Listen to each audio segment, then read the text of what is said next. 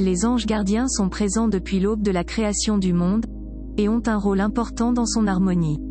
À travers les civilisations et à travers les peuples, on entend parler d'eux, et ils font partie des êtres mystiques les plus puissants.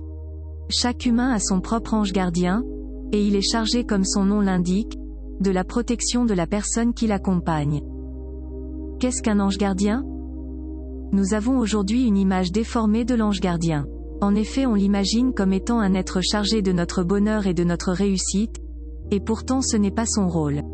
L'ange gardien est celui qui nous accompagne dans nos choix qui seront décisifs sur notre mission sur Terre.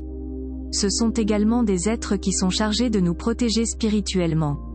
Dans la plupart des cultures, ils sont considérés comme une puissance envoyée par une divinité, afin de nous aider à accomplir notre destinée. En effet, chaque être humain est chargé d'une vocation, et pour arriver à cette fin, il doit être guidé. Avant de poursuivre la vidéo, laissez-nous vous parler du site okarma.fr. Il s'agit d'une boutique en ligne de lithothérapie et d'aide à la méditation. Grâce à un partenariat, vous pourrez obtenir 10% de réduction sur toute la boutique avec le code promo NUM10. Alors profitez-en, le lien est en description de vidéo. Les anges gardiens à travers l'histoire. Les textes sacrés font mention des anges protecteurs, que ce soit dans la Bible ou dans le Coran. Ces êtres qui y sont mentionnés sont d'importants anges gardiens. Dans la Bible par exemple, l'ange Gabriel annonça la mission de Marie sur terre, et la protégea jusqu'à la naissance du Christ. Dans le Coran également, ils sont présents et on les appelle les malaks. L'ange Gabriel a révélé la religion coranique à Mahomet. Ces anges avaient une destinée bien précise qui était d'être les messagers de Dieu. Ce qu'il faut retenir, c'est que chacun de nous dispose d'un ange qui veille sur nous, et qui nous délivre des messages en temps voulu. Comment notre ange gardien influence notre vie ? On a souvent cette expression en tête lorsqu'on échappe à un malheur, « J'ai un ange gardien qui veille sur moi ». Mais est-il faux de croire qu'ils n'ont pas que ce rôle protecteur ? L'ange gardien est également là pour nos besoins spirituels. Il est le messager entre Dieu et l'homme, et il est là pour établir une connexion avec les divinités suprêmes. Les anges gardiens sont également considérés comme des êtres qui n'ont pour rôle que de nous apporter le bonheur. On le considère plus comme un outil pour arriver à nos fins qu'un être spirituel.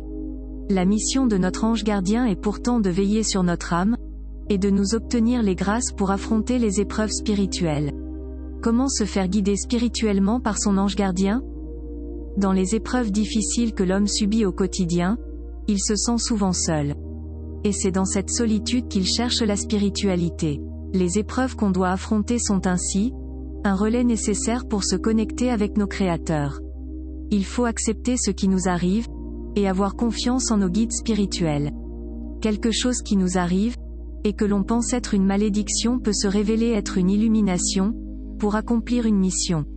De nombreux témoignages de personnes ayant vécu de terribles tragédies attribuent ainsi à leur malheur un sens à leur vie. Par exemple, les personnes qui ont été victimes d'accidents de la route acceptent leur mission dans la prévention de ceux-ci.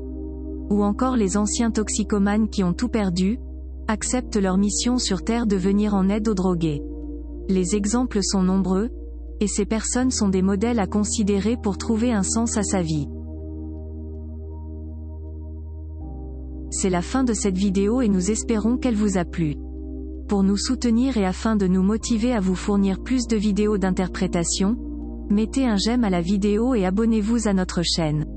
Vous pouvez aussi nous rejoindre sur Facebook, le lien est en description de vidéo. Merci et à bientôt sur Numérologie et Spiritualité.